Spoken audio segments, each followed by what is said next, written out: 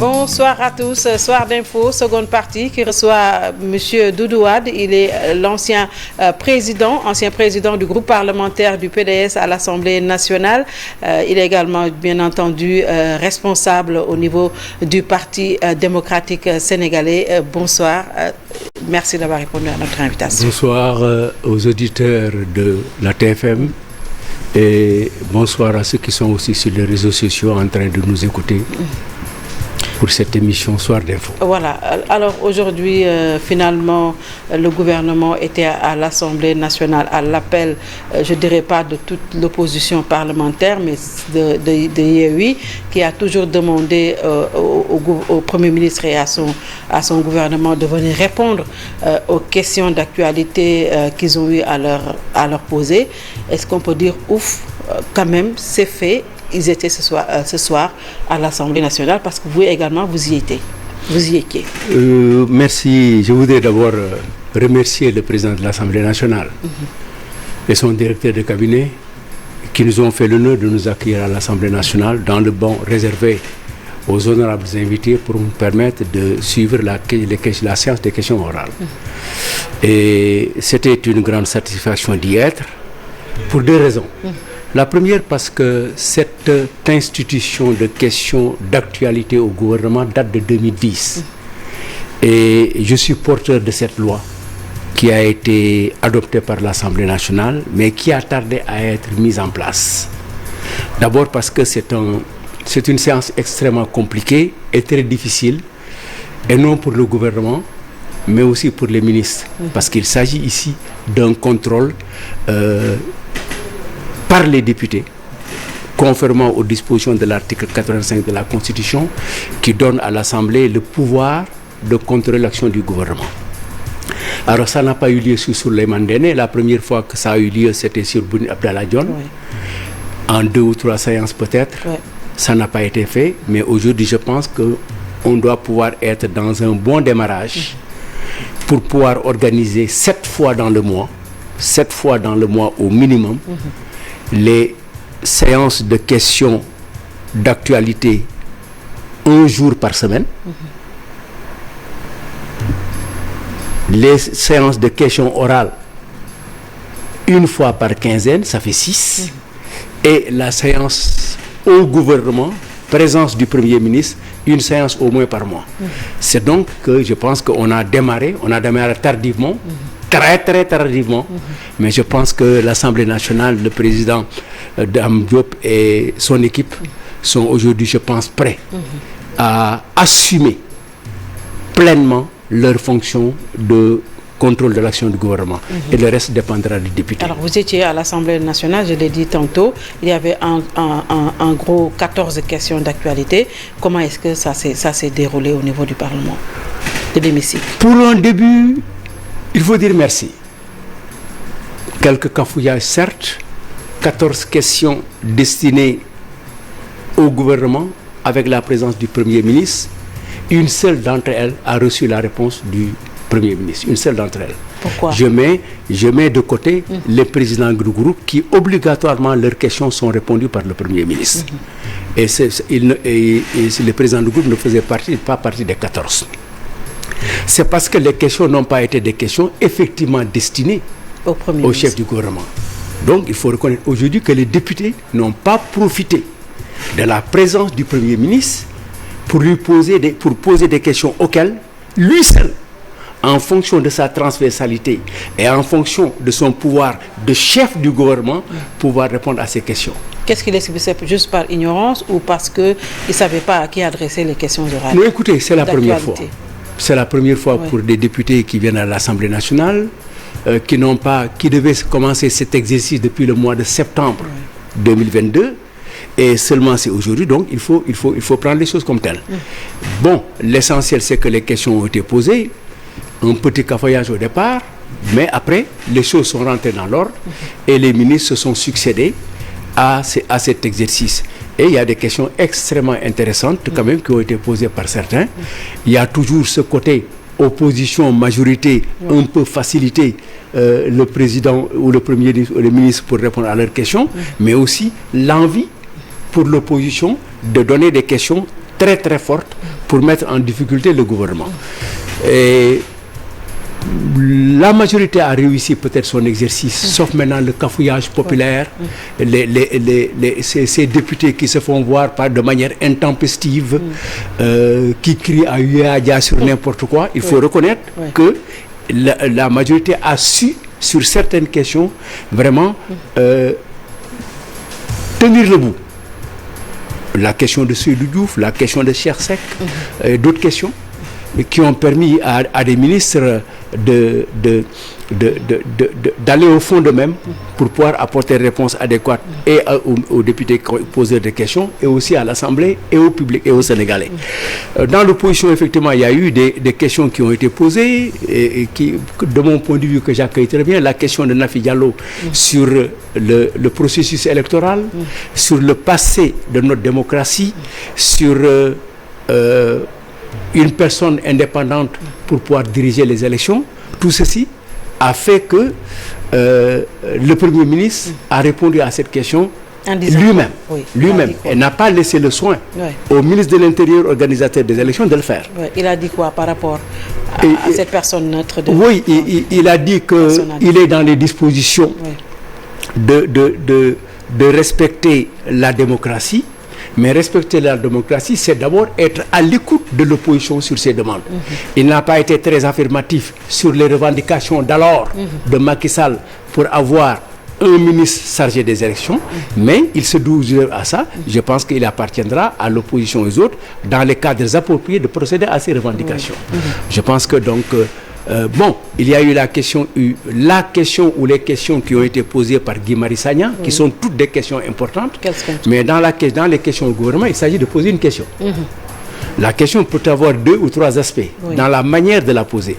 Mais en posant 50, 30, 40 questions de nature différente, de ministères différentes, ça devient très très compliqué. C'est pour cette raison le ministre de l'Intérieur a choisi d'abord de se démarquer de la question posée en pleine séance sur la question orale et de s'atteler sur l'erreur qui a été commise parce que le gouvernement avait déjà reçu les questions. Et c'était pas normal.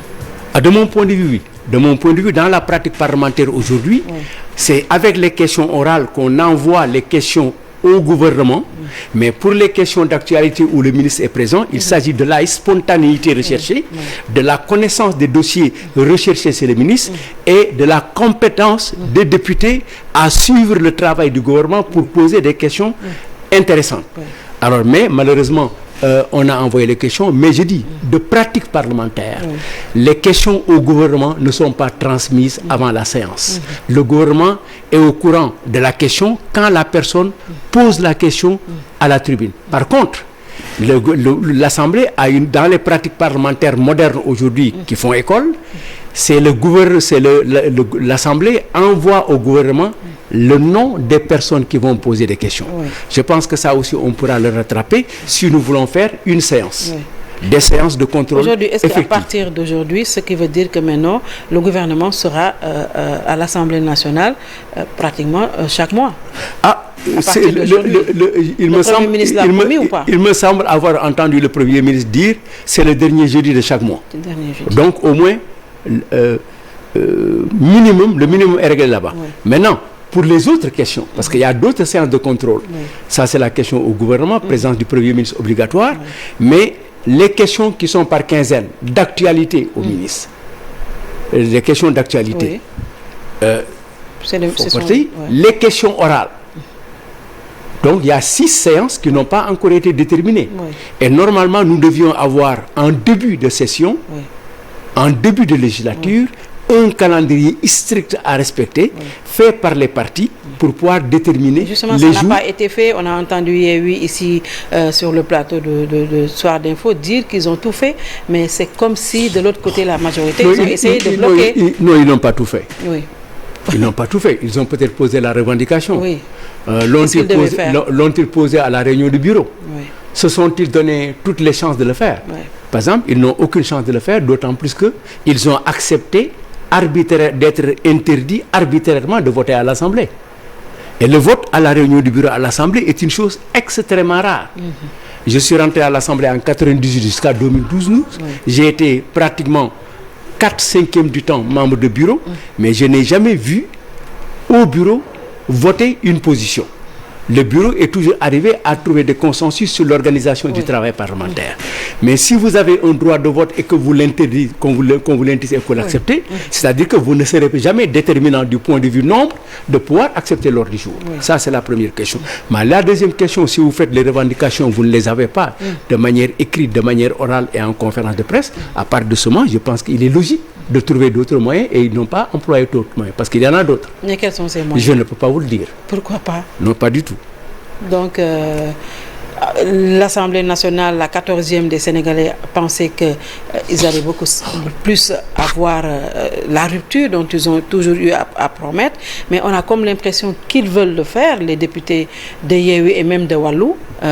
Wallu qui ne joue pas pratiquement franc jeu avec Yewwi, c'est eux qui le disent de toute façon. Mais on a comme l'impression que ce n'est pas le cas. Sur la dernière partie, c'est un faux procès. Nous sommes deux groupes distincts. Nous avons des options politiques différentes. Nous avons des objectifs différents. On ne peut pas être ensemble tout le temps. Ça aussi, il faut le reconnaître. Nous sommes allés ensemble à des élections et après nous nous étions dit.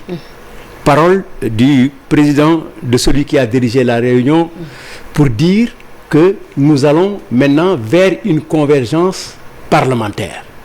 Convergence parlementaire veut dire nous allons nous rencontrer en un point. Il faut se discuter ce point-là. Mais s'il y a des événements à l'Assemblée pour lesquels il se croit assez fort pour aller seul, mais on est les seuls. Nous, on ne nous convoque pas comme ça sur des choses. Nous sommes un parti responsable.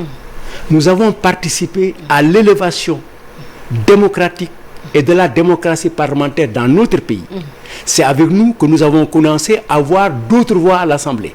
Nous avons participé à sa vie, à sa moralisation, et nous avons été de beaucoup sur les avancées démocratiques. À titre d'exemple, vous savez, le texte sur lequel ils sont basés pour organiser les questions orales aujourd'hui est un texte qui date de 2005. Et ce texte a été reconnu au niveau de l'Union interparlementaire, c'est-à-dire les Nations Unies de Parlement, comme exemple de bonnes pratiques pour lesquelles on a demandé aux autres parlements de calquer la manière dont le Sénégal procède à ces questions orales. Mais malheureusement, depuis 2012, on n'a pas organisé. Vous avez Le Monde qui vous donne un exemple sur les questions orales organisées par le Sénégal, et depuis 2012, de plus en plus, vous vous détachez des questions orales qui sont une satisfaction, un palmarès pour lui. Cela veut dire que nous arrivons à contre-courant de l'avancée démocratique. Mais heureusement aujourd'hui, et je l'ai senti, je l'ai déjà dit ici, je pense, j'ai rencontré le président Bam Diop avec des amis, et nous avons conscience que notre pays peut trouver un dialogue à partir de l'Assemblée. Mais pour cela, il faut qu'on accepte les règles du jeu telles que définies par les populations, en donnant 82 à l'un, 80 aux deux autres et 3 non inscrits. Donc aujourd'hui, nous ne sommes plus dans une majorité fixe. Nous sommes dans ce que le professeur Amadouka appelle la majorité discordante. Les majorités peuvent changer du matin à l'après-midi en fonction du déplacement de 2 ou 3 députés. Mais malgré ça, la majorité continue à asseoir un dictat au niveau de l'Assemblée nationale. Si elle n'est pas prête, l'opposition ne peut pas travailler. Mais je vous dis, pour les réunions de bureau et la conférence des présidents, il appartient aux membres de bureau, qui sont à l'Assemblée nationale, de régler cette question parce qu'ils sont 10 à 10. À 10 contre 10. On doit pouvoir être présent et mener les batailles qu'il faut à l'Assemblée et à la réunion du bureau pour obtenir la pratique démocratique. C'est quoi? Respecter le calendrier parlementaire en organisant les sessions, les 7 séances mensuelles. D'ailleurs, je parle de 7 séances, mais même ils sont allés prendre parce qu'ils disent 7 jours de contrôle dans le mois. À 10 contre 10, on doit pouvoir le faire. Ensuite, s'il le faut, pourquoi pas, à aller demander l'arbitrage du président de la République qui est chargé du bon fonctionnement des institutions. Il aurait dû le faire. Quand le président de l'Assemblée, ancien président de l'Assemblée nationale, remarque que son Assemblée nationale, depuis décembre 2022 jusqu'au mois de mai 2023 ne s'est pas réuni et que lui étant chargé par la Constitution du bon fonctionnement des institutions, lui-même aurait dû se quérir de la question et dire pourquoi l'Assemblée ne se réunit pas. Par conséquent, ils ont tous les atouts pour le faire. Mais aujourd'hui, honorable Doudou Wade, est-ce que vous n'êtes pas en train de donner raison à certains qui pensent que Wallu est en train de jouer le jeu du pouvoir? Parce qu'on a vu depuis que vous êtes à l'Assemblée nationale, vous n'êtes pas avec Yewwi, vous trouvez toujours un alibi pour dire que nous n'avons pas été impliqués à temps. On a encore vu qu'aujourd'hui également, vous allez aller discuter. Vous allez participer au dialogue. Est-ce qu'aujourd'hui, Wallu est dans une autre dynamique, ou le PDS même? Écoutez, moi je pense que si Sidi Lamine Niasse, je vais prendre cet exemple pour ne pas... et Bougane ont deux organes différents parce qu'ils voulaient être indépendants l'un de l'autre. Ils sont autonomes. Mais il leur arrive de faire des émissions ensemble. Yewwi et Wallu sont deux groupes différents. Ils ont des effectifs différents. Ils ont peut-être le même rôle, mais ils n'ont pas les mêmes objectifs. Si nous discutons, nous sommes ensemble, ils arrivent à discuter et ça s'entend. S'ils se discutent, ils peuvent s'entendre. Mais je dis, notre parti n'est pas un parti qui se réveille pour aller, par exemple, l'exemple que vous voulez tirer, c'est la motion de censure. Ouais. Une motion de censure, parfois, on l'a fait et on sait qu'elle n'aboutira pas. Mais elle a un autre objectif politique. Si les objectifs politiques ne sont pas clairs, ce n'est pas la peine d'aller à une motion de censure. Et l'objectif n'était pas clair. D'abord, la manière dont elle a été organisée, cette motion de censure, dont elle a été reçue par Yewwi, vous le savez vous-même, que ça a été un gâchis. Pourquoi? Mais parce que simplement, Yewwi n'a plus de possibilité jusqu'au mois d'octobre de l'année prochaine d'avoir une motion de censure. Ouais. Et elle était dans des mesures, dans des possibilités d'avoir deux, et même de chercher une troisième motion de censure avec l'appui d'autres députés. Ouais. Mais aujourd'hui, on a mis tous les œufs dans un même panier pour se trouver à une situation. Il fallait juste 17 députés et ils ont mis tous les députés. Il fallait 17, ils ont mis 53. Et ça ne passe pas. Non, ça passe, ça a passé, mais c'est fini. C'était la dernière balle et la dernière balle n'a pas tué. Oui. À l'année prochaine encore. À l'année prochaine. Alors, on va terminer avec le dialogue national. Je le disais tantôt, vous avez décidé de participer au PDS. Aujourd'hui, est-ce que vous y allez parce que vous voulez une amnistie ou vous tenez à votre révision du procès de Karim Wade? C'est-à-dire que parfois c'est même superfétatoire. Madame, vous savez vous-même, si on vous réveille à 4 h du matin, en plein rêve, on vous tape, il dit, voici 1 milliard, PDS, amnistie ou autre, PDS ne veut pas l'amnistie. Voilà ta question. Je te regarde les yeux dans les yeux et je sais ce que tu vas répondre. Nous ne voulons pas d'amnistie. Parce que le droit international, les conventions internationales que nous avons signées, nous donnent raison. Et le Sénégal a accepté de reconnaître à la Commission des droits de l'homme que le protocole politique est supranational et supérieur à notre Constitution.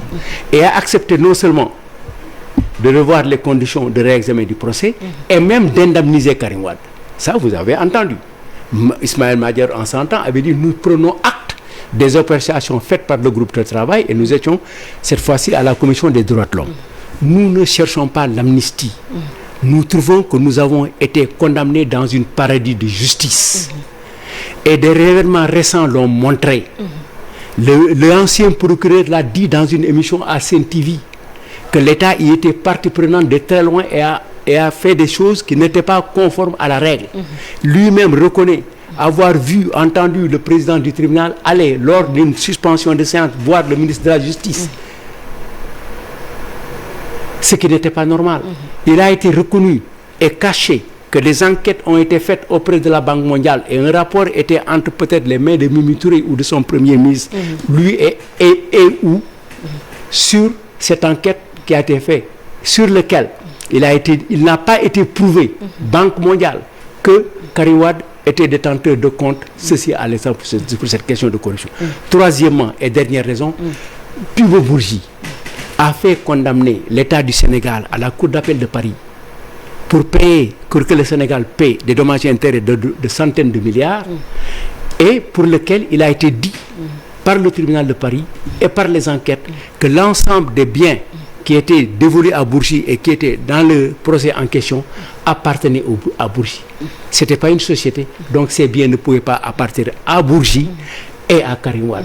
Cela est clair. C'est pour cette raison que le président Macky Sall, par euphémisme, a dit sur vos antennes que comment il s'appelle Khalifa Sall bëgg na amnistie. mais Karim Wade buggul amnistie. moom dafa bëgg ku ko setal. Khalifa Sall bëgg na amnistie. Karim Wade buggul amnistie. dafa bëgg ñu setal ko. setal nit na mooy yow mi ko taxal. nga dindi li nga ko taxal. voilà notre position. mais est-ce que parce que le président a dit que Karim Wade dafa bëgg ñu seetal ko est-ce que c'est ça qui a fait que le PDS a décidé d'aller au dialogue parce que jusque-là nous ne connaissons pas les termes de référence. Madame, je vous rappelle. Oui. Je vous rappelle des choses que vous savez. Vous savez que Macky Sall et Abdoulaye Wade se sont rencontrés le 12 octobre 2019. Et dans le communiqué que vous avez lu, vous avez les images. Ils ont dit qu'il fallait, pour des raisons démocratiques, pour ceci et cela, aller vers un dialogue national. Donc avant 2023, nous étions d'accord pour le dialogue. Oui. Mais entre-temps même, il y a eu un dialogue qui a lieu à Dakar, mai 2019, et mai 2019, nous ne sommes pas allés au dialogue. Parce que nous n'étions pas d'accord sur les formes, et ensuite sur la personne qui devait présider ces dialogues, en l'occurrence Oly Ndiaye, pour plusieurs raisons. Mais nous l'avons dit. Mais ça ne nous a pas empêché, dans un communiqué du 9 mai 2019, de dire à ceux qui vont au dialogue, tenez en considération qu'il faut faire en sorte que Khalifa Sall puisse participer aux élections. Et ensuite, que nous ne voulons pas d'amnistie. Nous avons été clairs, présents comme absents. Mais nag su ma jarbaat ku am sañ-sañ ne bugguma bokkuma am sañ-sañ boo bëggee ne bokk na c'est que nous sommes indépendants. Mais nous sommes comme l'homme défini, politique défini par Lamine Gueye. Un oui n'a de sens que quand la personne qui le dit a le droit de dire non. Absolument. Et nous avons le droit de dire non. Mais est-ce que vous êtes convaincu qu'au sortir de ce dialogue politique qui aura lieu mardi, que Karim Wade aura sa révision du procès? Nous ne sommes certains de rien. Oui. En tout cas, moi je l'ai dit plusieurs fois. Et si tel n'est pas le cas? Attendez que je réponde d'abord. D'accord. Alors parce que c'est le président de la République qui parle. Oui. Et au moins, vous-même, vous savez que le président de la République a pris des avancées par rapport à ce dossier. Maintenant, ce qu'il dit et ce qu'il fait, c'est une autre question. Mais je dis toujours, moi, j'écoute le président. Oui. Quand il fait une déclaration, comme toutes les déclarations qu'il a faites sur le 3e mandat, je ne peux pas avoir une position contraire à ces déclarations qu'il a faites lui-même et qu'il a fait dire à d'autres personnes. C'est sa responsabilité. dama ko def sama bopp dama ko nawloo moonte d'accord naa ci moom loolu. nee na lii lay def maa ngi xaar ci dialogue bi nous partirons pour dire ce que nous voulons. xam nga dafa mel ni rek yàlla woote ne kaay leen wax seen soxla. nga ne du ma dem. man du ma def loolu. damay dem wax ne yàlla lii laa bëgg. loo am jël. waaw non damay am parce que yàlla moo ne kaay wax sa soxla. waaw yàlla bu la woowee ba ci boppam ne la kaay ma jox la wax la sa soxla mais je pars et je pose mes revendications, je pose mes conditions. Nous avons dit dans nos textes effectivement sur le dialogue que nous attendons aussi les termes de référence pour savoir sur quoi nous allons discuter. D'accord. Alors on va terminer juste avec une petite question parce qu'on a vu ces temps-ci Idrissa Seck sortir et s'attaquer violemment d'ailleurs à Abdoulaye Wade et on n'a pas entendu quand même la réaction du PDS jusque-là. Qu'est-ce qui se passe? Vous ne voulez pas répondre? Mais vous pensez qu'il faut répondre à toutes les attaques? Vous pensez qu'il faut contre répondre? Abdoulaye Wade peut-être? Oui, justement. C'est parce que c'est lui, justement. Oui. Est-ce que vous pensez que le président Abdoulaye Wade doit répondre à toutes les attaques méchantes, comme vous le dites vous-même? Quand vous-même vous constatez que c'était des actes méchants, quand vous-même vous dites que c'était non seulement c'était incorrect et impoli, qu'est-ce que vous voulez que le président Abdoulaye dise dans la sagesse de son âge et avec les personnes qui sont concernées avec qui il a fait un chemin et un chemin extrêmement important et fructueux pour ces personnes-là. Dans ces conditions, le président se tait, ne parle pas et nous qui sommes à côté de lui, nous prions le Dieu, le bon Dieu. Nous demandons à Allah subhanahu de couvrir de sa grâce Idrissa Seck et de le pardonner tous ses biens. Merci beaucoup. C'est moi. Honorable député Doudou Wade, merci d'avoir suivi. Bien le bonsoir.